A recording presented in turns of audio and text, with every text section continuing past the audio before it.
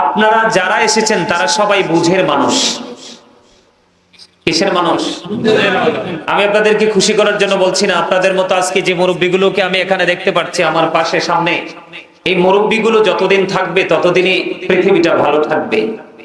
মুরব্বীগুলো যখন পৃথিবী ছেড়ে চলে যাবে পৃথিবীর অবস্থা মোটেও ভালো থাকবে না। তার কারণ হচ্ছে কি জানেন? তার কারণ হলো ইয়াং জেনারেশন। যেটা এই জানলাটা লাগাই দিতে পারবা? এটা লাগাই দেওয়াটা আমার জন্য সবচেয়ে বড় সেফটির জন্য। এটা একবারে ব্লক করে দাও। এই আমি আপনাদেরকে বলি, এদিকে দেখান, আপনাদেরকে আমি কিছু শর্ত দিব। আমি এখানে সারা রাত আপনাদেরকে বিরক্ত করব না। আমি আপনাদেরকে কি করব না? সারা রাত বিরক্ত করব না। আপনাদের যতক্ষণ আলোচনা শুনবেন আমি আপনাদেরকে আলোচনাটা গুছিয়ে আপনাদেরকে বোঝানোর জন্য আমি এখানে এসেছি। কারণ এখনকার মানুষের মধ্যে আমল তো নাই, সাথে সাথে ঈমানও ধ্বংস হয়ে যাচ্ছে। কি বলেন দাদা ভাই? ঠিক বলছি না? এখনকার ছেলে মেয়েদের মাঝে কাছে কি ঈমান আছে? ম্যাক্সিমাম ছেলে মেয়েরাই তো পথভ্রষ্ট। হয়তো বা হাজারের মধ্যে 100-এর মধ্যে 2-4টা ভালো পাওয়া যায়। কারণ আপনাদের মুরব্বীদের মধ্যে সকাল থেকে বিকেল পর্যন্ত ধর্মীয় চর্চা খুঁজে পাওয়া যায়। কি খুঁজে পাওয়া যায়? ধর্মীয় চর্চা খুঁজে পাওয়া যায়। আর বর্তমান যে গোটা বাংলাদেশ আমাদের বর্তমান যে ইয়াং জেনারেশন, ছেলে যুবক যুবতী, ছেলে বলেন মেয়ে বলেন, ওদের চর্চা হলো সকাল থেকে বিকেল পর্যন্ত বেঈমান কাফেরদের অপসংস্কৃতি নিয়ে চর্চা। কথা বলতে পারেন না? আর জোরে সত্য কথাটা বললে একটু খারাপই লাগে, কারণ আল হাক্কু মুররুন, হক কথাটা একটু তিতা। কথা কি তিতা? তারপর আল্লাহ বলেছেন আকুলু কাওলান সাদীদা। আল্লাহ বলেছেন সে দা রাইট থিং, সত্য কথা বলো, সঠিক কথা বলো। সেই ট্রেনিং দিয়ে গেছে আপনার আমার প্রাণের নবী সরকারে মদিনা, যাকে ইহুদিরা পর্যন্ত বলেছেন হি ওয়াজ ভেরি ট্রুথফুল, তিনি ছিলেন শ্রেষ্ঠ সত্যবাদী। আওয়াজ তোলে সুবহানাল্লাহ। লবণ না দিলে খাবার মজা হয়? আমি দেখে আসছি ও বাড়িতে অনেক বড় বড় পাতিলে রান্না বসাইছে আপনাদের জন্য। ওখানে আপনাদের জন্য রান্না হচ্ছে, কিন্তু এই খাবার যখন বসায় খাই আমরা, লবণ না হইলে কি মজা পাই? লবণ ছাড়া যেমন খাবার মজা হয় না, ঠিক তেমনি 100% ইমানদার হতে না পারলে কোনোদিনও আমল মজা লাগবে না। আর আমল যদি মজাই না লাগে তাহলে কোন মানুষের মধ্যে আমল করার যে উৎসাহ সেটা থাকবে না। আসবে না। সম্মানিত উপস্থিতি, আমি প্রাসঙ্গিক আলোচনা করতে চাই না। আমার আজকে আলোচ্য বিষয় হলো, আজকে যেহেতু আশুরার মাস, মুহররমের 10 তারিখ কিন্তু আজকে, কালকে রাত্র কিন্তু 10 তারিখ পাবো না। আজকে রাত্র থেকে আগামী কালকে মাগরিবের নামাজ সূর্যাস্তের পূর্বক্ষণ পর্যন্ত মুমিনের জন্য বড় একটা নিয়ামত। যেটা আমি বলতে চেয়েছিলাম, মুনাফিক যাবে কোথায়? জাহান্নামের একেবারে সর্বনিম্ন স্থানে। আর বেঈমান কাফেরেরা যাবে কোথায়? জাহান্নামে।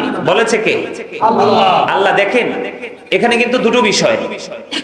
কেন এই কথা এই জায়গায় কেন আসছি জানেন? এখানে আসার কারণ হচ্ছে দুষ্ট ইয়াজিদকে নিয়ে আমরা কথা বলতে চাই না, তারপরেও কিন্তু বলতে হয়। ঠিক কিনা বলেন? কথা বলেন না কেন?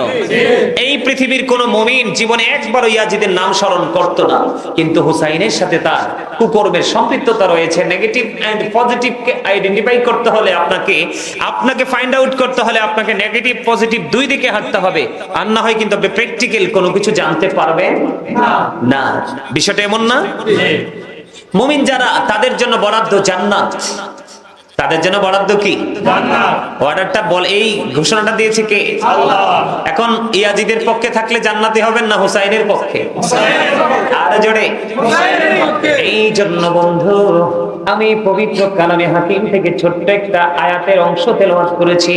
আল্লাহ রাব্বুল আলামিন বলেছেন কুল লা আসআলুকুম আলাইহি আজরান ইল্লাল মাওয়াদ্দাতা ফিল কুরবা। আল্লাহ রাব্বুল আলামিন বলে দিয়েছে, হাবিব আপনি বলে দেন, আমি যে তোমাদের কাছে রিসালাতের পয়গাম নিয়ে এসেছি, সত্যের সন্ধান নিয়ে এসেছি, তোমাদেরকে মঙ্গলের পথ আমি দেখিয়েছি, এর বিনিময়ে আমি তোমাদের কাছে আমার আহলে বাইতের ভালোবাসা ছাড়া কিছুই চাই না। আরে জোরে বলেন না সুবহানাল্লাহ। সম্মানিত উপস্থিতি, আপনাদের দৃষ্টি আকর্ষণ করে বলছি, আপনারা এখানে যথেষ্ট মহব্বত নিয়ে যথেষ্ট মানুষ উপস্থিত হয়েছেন। আপনাদেরকে আমি বলবো, স্টপ ইউর মাউথ এভরিবডি, সকলের জবানকে বন্ধ রাখতে হবে। সেকেন্ড যে কন্ডিশন, সেটা হলো you listening my lecture very attentively. আপনারা আমার কথায় যথেষ্ট মনোযোগ দিতে হবে, কারণ আপনারা সবাই আজকে আমি যতক্ষণ থাকবো সবাই আমার ছাত্র। ওমা মানতে রাজি না? নাকি কষ্ট পাইলেন? সবাই কি আমার ছাত্র? এটাই বাস্তবতা। এটা আমি মনে করে আপনাদেরকে বলতে হবে, কারণ আমি মনে করব আপনারা সবাই ভুলের মধ্যে আছেন, আমি আপনাদের সংশোধন করে দিব। আর আপনারাও মনে করবেন যে আমরা জানি না, জানার জন্য এসেছি। তাহলেই কিন্তু কি হবে, দুজনের মধ্যে একটা প্রেমের বন্ধন তৈরি হবে। তখন কিন্তু আপনার মেন্টালিটি, আপনার মাইন্ড চেঞ্জ হবে না, আপনার মানসিকতাটা থাকবে আল্লাহ রাসূলের প্রেম, ইসলামের দিকে। কারণ ইসলামের নির্যাস হলো আপনার আমার প্রাণের নবী। নবী যদি না আসতো আমরা কিছুই পেতাম না। নবীর আহলে বাইতকে নিয়ে আজকে একটু আলোচনা করব, যদি আপনারা বিরক্ত না হন।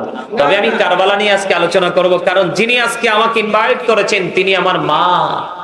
আমি পৃথিবীর সবচেয়ে বেশি যাকে ভালোবাসি তিনি হলেন আমার গর্ভধারিণী মা।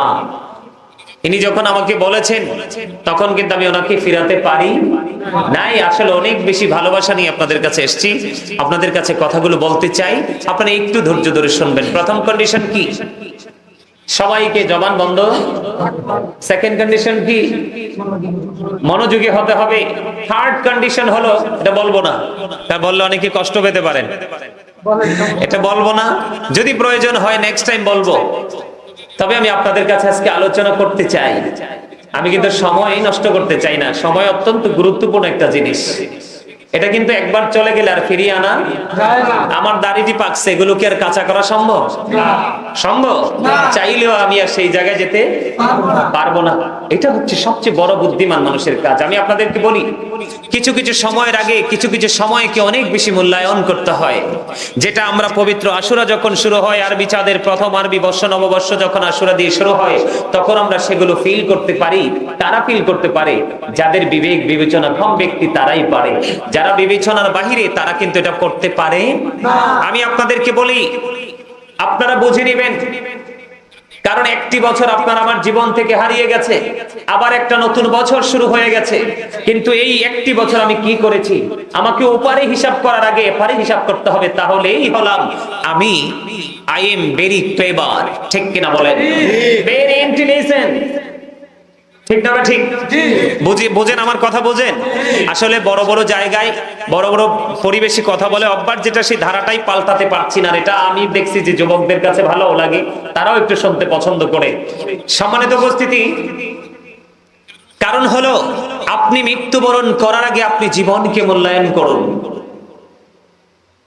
আপনি ব্যস্ত হয়ে যাওয়ার আগে আপনি আপনার অবসর সময়কে কাজে লাগান। আপনি অসুস্থ হয়ে যাওয়ার আগে আপনি আপনার সুস্থতাকে কাজে লাগান। আমার কথা কি আপনারা বুঝেন? আপনার অর্থ ফুরিয়ে যাওয়ার আগে আপনি আপনার অর্থটাকে কাজে লাগান। যেমনটি আমার যিনি মা যিনি আজকের এত সুন্দর জান্নাতের বাগান সাজিয়েছেন, পবিত্র আশুরা উপলক্ষে অনেক মানুষের খাবারের আয়োজন করেছেন। এই বিষয়ে নিয়ে আমি আলোচনা করব। আজকে উনি যে টাকাগুলো খরচ করেছেন, পৃথিবীর মানুষের দৃষ্টিতে এটি খরচ হয়ে গেছে, কিন্তু আসলে এগুলোই ওনার ফিউচারের জন্য বাজার হয়ে দাঁড়িয়ে যাবে। এগুলো হচ্ছে ওপারের বাজার, এগুলো হচ্ছে ওপারের বাজার। কারণ ওখানে আপনি সহায় সম্বলহীন হলে তো লাভ হবে না। এই দুনিয়াতে ভিখারি হলে কোনো সমস্যা নাই, কিন্তু ওপারে ভিখারি হলে সমস্যার শেষ নেই। ঠিক না? ঠিক। আমার কথা কি আপনাদের বুঝে আসে? আরে জোরে বলেন, আসে? আমরা মৃত্যুবরণ করার আগে জীবনকে মূল্যায়ন করব, অসুস্থ হওয়ার আগে সুস্থতাকে মূল্যায়ন করব। ঠিক না বলেন? সম্পত্তি ফুরিয়ে যাওয়ার আগে সম্পত্তি কাজে লাগাবো। আমরা ব্যস্ত হয়ে যাওয়ার আগে আমরা আমাদের অবসর সময়কে কাজে লাগাবো। এটাই হলো মুমিনের চরিত্র, এটাই হলো মুমিনের বৈশিষ্ট্য। সম্মানিত উপস্থিতি, আপনাদেরকে আমি আরো বলে রাখি, সূরা আলে ইমরানের 185 নম্বর আয়াতের শেষ অংশে আল্লাহ রাব্বুল আলামিন বলে দিয়েছেন, ওমাল হায়াতুদ দুনিয়া ইল্লা মাতাউল গুরুর। আল্লাহ রাব্বুল আলামিন জানিয়ে দিয়েছেন এই দুনিয়ার জীবন, এই পৃথিবীর জীবন একটা ধোঁকা ছাড়া কিছুই। তাহলে আপনি আমি যা করছি এগুলো কি আপনার আমার জন্য নিয়ামত না কিয়ামত? আরে আপনি তো সন্তান সন্ততির জন্য আমরা যা করছি, কিন্তু ওরাই যদি ওপারে কাজে না লাগে, তাহলে ওরাই যদি ওপারে কাজে না লাগে, তাহলে আপনি এদের পিছনে শ্রম দিয়ে কি কোনো লাভ আছে? কথা বলে না, আছে? এই জন্য বন্ধু আমি আপনাদেরকে বলে দিতে চাই, আল্লাহর হাবিব সরকারি মদিনাকে আল্লাহ রাব্বুল আলামিন একটা ডাক দিয়ে বললেন, হাবিব আমি আপনাকে জানিয়ে দিলাম, আপনি আপনার উম্মতগুলোকে মেসেজটা জানিয়ে দেন।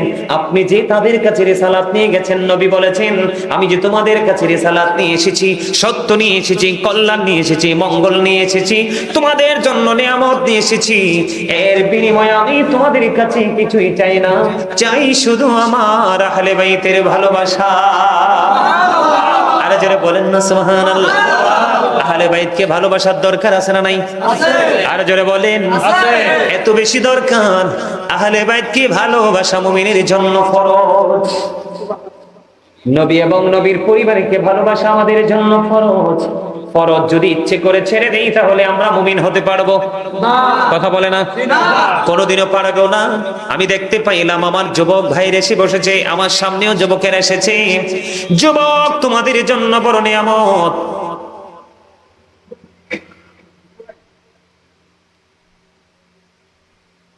তোমাদের জন্য